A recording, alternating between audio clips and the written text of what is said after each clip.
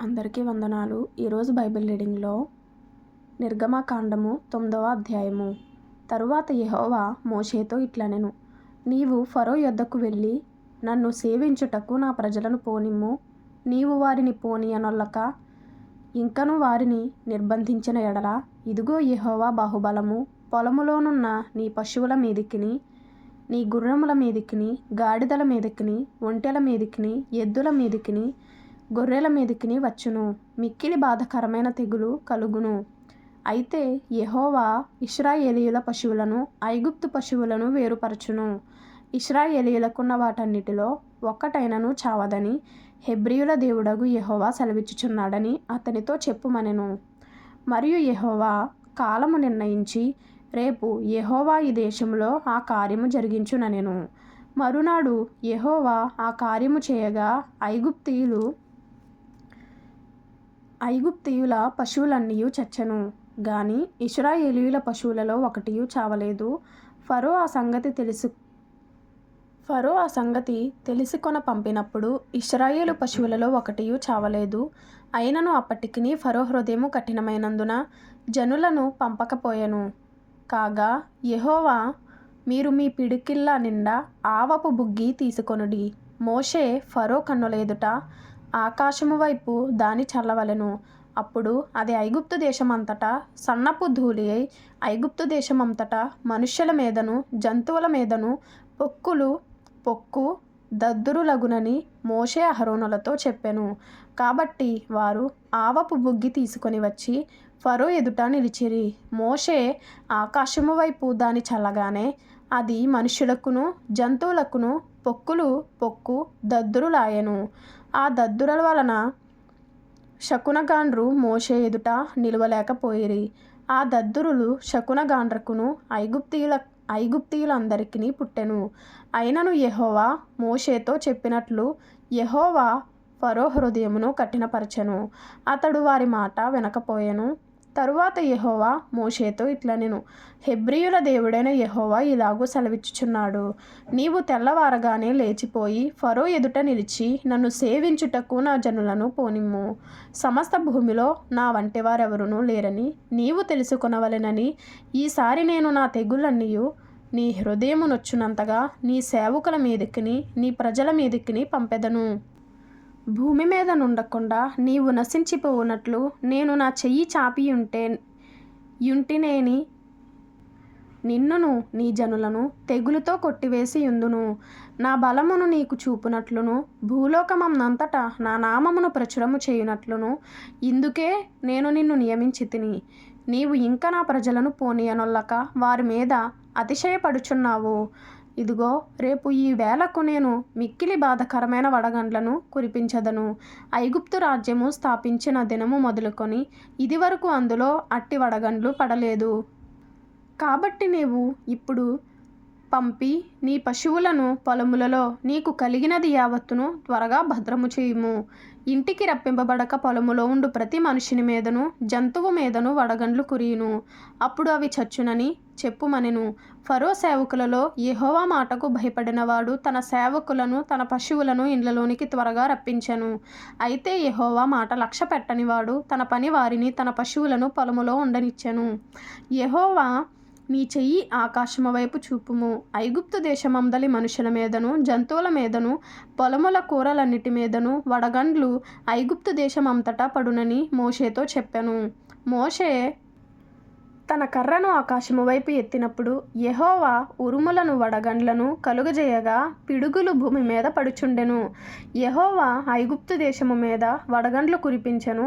అలాగు వడగండ్లును వడగండ్లతో కలిసిన పిడుగులను బహుబలమైన వాయెను. ఐగుప్తు దేశమంతటను అది రాజ్యమైనది మొదలుకొని ఎన్నడును అట్టివి కలుగలేదు. ఆ వడగండ్లు ఐగుప్తు దేశమంతట మనుషులనేమి జంతువులనేమి బయటనున్నది యావత్తును నశింపచేసెను. వడగండ్లు పొలములోని ప్రతి కూరను చెడగొట్టెను. పొలములోని ప్రతి చెట్టును విరుగగొట్టెను.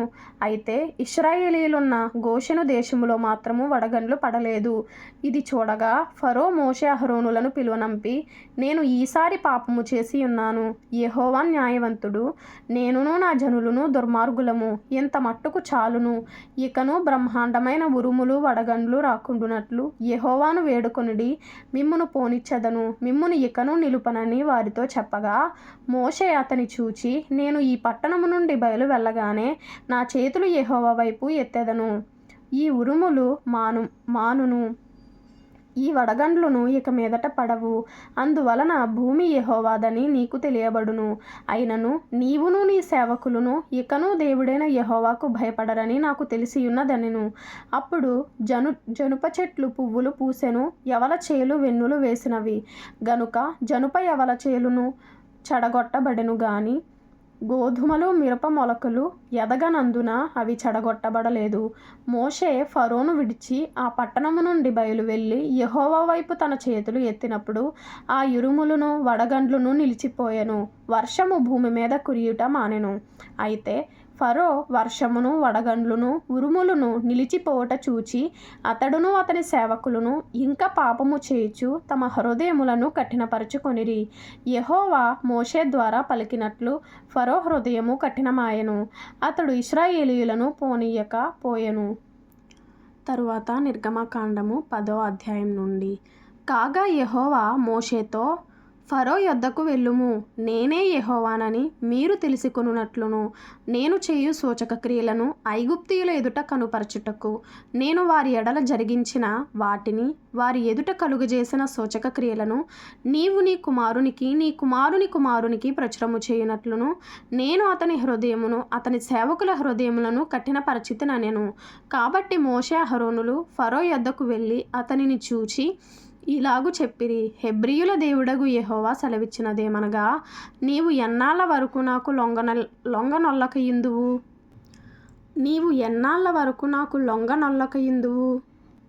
నన్ను సేవించుటకు నా జనులను పోనిమ్ము.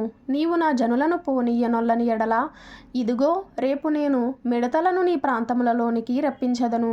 ఎవడును నేలను చూడలేనంతగా అవి దాని కప్పును తప్పించుకొని నా శేషమును అనగా వడగండ్ల దెబ్బను తప్పించుకొని మిగిలిన దానిని అవి తినివేయును.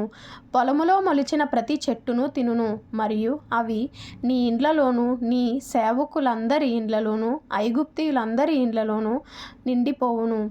నీ పితరులు గాని నీ పితామహులు గాని ఈ దేశములో నుండిన నాట నుండి నేటి వరకు అట్టి వాటిని చూడలేదని చెప్పి ఫరో ఎదుట నుండి బయలువెళ్ళెను. అప్పుడు ఫరో సేవకులు అతని చూచి, ఎన్నాళ్ళ వరకు వీడు మనకు ఉరిగా నుండును? తమ దేవుడైన యెహోవాను సేవించుటకు ఈ మనుష్యులను పోనిమ్ము, ఐగుప్తు దేశము నశించినదని నీకింకనూ తెలియదా అనిరి. మోషే అహరోనులు ఫరో యొద్దకు మరల రప్పింపబడగా అతడు, మీరు వెళ్ళి మీ దేవుడైన యెహోవాను సేవించుడి, అందుకు ఎవరెవరు వెళ్ళుదురని వారిని అడిగెను. అందుకు మోషే, మేము యెహోవాకు పండుగ ఆచరింపవలెను గనుక మా కుమారులను మా కుమార్తెలను మా మందలను మా పశువులను వెంటబెట్టుకొని మా పిన్నా పెద్దలతో కూడా వెళ్ళేదమనెను. అందుకతడు, యెహోవా మీకు తోడైయుండునా? నేను మిమ్మును మీ పిల్లలను పోనిచ్చెదనా? ఇదిగో మీరు దురాలోచన గలవారు పురుషులైన మీరు మాత్రము వెళ్ళి యెహోవాను సేవించుడి, మీరు కోరినది అదే గదా అని వారితో అనగా ఫరో సముఖము నుండి వారు వెళ్ళగొట్టబడిరి. అప్పుడు యెహోవా మోషేతో, మిడతలు వచ్చునట్లు ఐగుప్తు దేశము మీద నీ చెయ్యి చాపుము. అవి ఐగుప్తు దేశము మీదకి వచ్చి ఈ దేశపు పైరులన్నిటినీ అనగా వడగండ్లు పాడు చేయని వాటినన్నిటినీ తినివేయునని చెప్పెను. మోషే ఐగుప్తు దేశము మీద తన కర్రను చాపగా యెహోవా ఆ పగలంతయు ఆ రాత్రి అంతయు ఆ దేశము మీద తూర్పుగాలిని విసరచేసెను. ఉదయమందు ఆ తూర్పుగాలికి మిడతలు వచ్చెను. ఆ మిడతలు ఐగుప్తు దేశమంతటి మీదికి వచ్చి ఐగుప్తు సమస్త ప్రాంతములలో నిలిచెను. అవి మిక్కిలి బాధకరమైనవి. అంతకు మునుపు అట్టి మిడతలు ఎప్పుడునూ ఉండలేదు. తరువాత అట్టివి ఉండబోవు. అవి నేలంతయు కప్పెను. ఆ దేశమున చీకటి కమ్మెను. ఆ దేశపు కూరగాయలన్నిటినీ ఆ వడగండ్లు పాడు చేయని వృక్ష ఫలములన్నిటినీ అవి తినివేశెను. ఐగుప్తు దేశం అంతటా చెట్లే గాని పొలముల కూరయే గాని పచ్చనిదేదియు మిగిలి ఉండలేదు. కాబట్టి ఫరో మోషే అహరోనులను త్వరగా పిలిపించి, నేను మీ దేవుడైన యెహోవా ఎడలను మీ ఎడలను పాపము చేసి తిని, మీరు దయచేసి ఈసారి మాత్రమే నా పాపము క్షమించి నా మీద నుండి ఈ చావు మాత్రము తొలగించుమని మీ దేవుడైన యెహోవాను వేడుకొనుడనగా, అతడు ఫరో యొద్ద నుండి బయలువెళ్ళి యెహోవాను వేడుకొనెను. అప్పుడు యెహోవా గాలిని త్రిప్పి మహాబలమైన పడమటి గాలిని విసరజేయగా, అది ఆ మిడతలను కొంచిపోయి ఎర్ర సముద్రములో పడవేశెను. ఐగుప్తు సమస్త ప్రాంతములలో ఒక్క మిడత అయినను నిలువలేదు. అయినను యెహోవా ఫరో హృదయమును కఠినపరచెను, అతడు ఇశ్రాయేలీయులను పోనీయడాయెను. అందుకు యెహోవా మోషేతో, ఆకాశము వైపు నీ చెయ్యి చాపుము, ఐగుప్తు దేశము మీద చీకటి, చేతికి తెలియనంత చిక్కని చీకటి కమ్ముననెను. కింద ఫుట్నోట్లో తడవులాడునంత చీకటి. మోషే ఆకాశము వైపు తన చెయ్యి ఎత్తినప్పుడు ఐగుప్తు దేశమంతయు 3 దినములు గాఢాంధకారమాయెను. 3 దినములు ఒకనినొకడు కనుగొనలేదు, ఎవడునూ తానున్న చోట నుండి లేవలేకపోయెను. అయినను ఇశ్రాయేలీయులకందరికీ వారి నివాసములలో వెలుగుండెను. ఫరో మోషేను పిలిపించి, మీరు వెళ్ళి యెహోవాను సేవించుడి, మీ మందలు మీ పశువులు మాత్రమే ఇక్కడ ఉండవలెను, మీ బిడ్డలు మీతో వెళ్ళవచ్చుననగా, మోషే, మేము మా దేవుడైన యెహోవాకు అర్పింపవలసిన బలుల నిమిత్తమును హోమార్పణల నిమిత్తమును నీవు మాకు పశువులనియ్యవలెను, మా పశువులును మాతో కూడా రావలెను, ఒక డెక్క అయినను విడువబడదు, మా దేవుడైన యెహోవాను సేవించుటకు వాటిలో నుండి తీసుకొనవలెను. మేము దేనితో యెహోవాను సేవింపవలెనో అక్కడ చేరక మునుపు మాకు తెలియదనెను. అయితే యెహోవా ఫరో హృదయమును కఠినపరపగా, అతడు వారిని పోనీయనొల్లకి ఉండెను. గనుక ఫరో నా ఎదుట నుండి పొమ్ము, భద్రము సుమీ, నా ముఖము ఇకను చూడవద్దు, నీవు నా ముఖమును చూచు దినమున మరణమౌదువని అతనితో చెప్పెను. అందుకు మోషే, నీవన్నది సరి, నేనికను నీ ముఖము చూడననెను. వాక్యం చదివిన తర్వాత వాక్యంలో అండర్లైన్ చేసుకుని నా బుక్లో నేను రాసుకున్న మాట, నీవు ఎన్నాళ్ళ వరకు నాకు లొంగనెల్లకయుందువు అనే ఈ మాట. ఆత్మీయంగా బలపడాలి అనుకునేవారు ఈ ఛానల్ని ఫాలో చేయండి, అలాగే సబ్స్క్రైబ్ చేసుకోండి.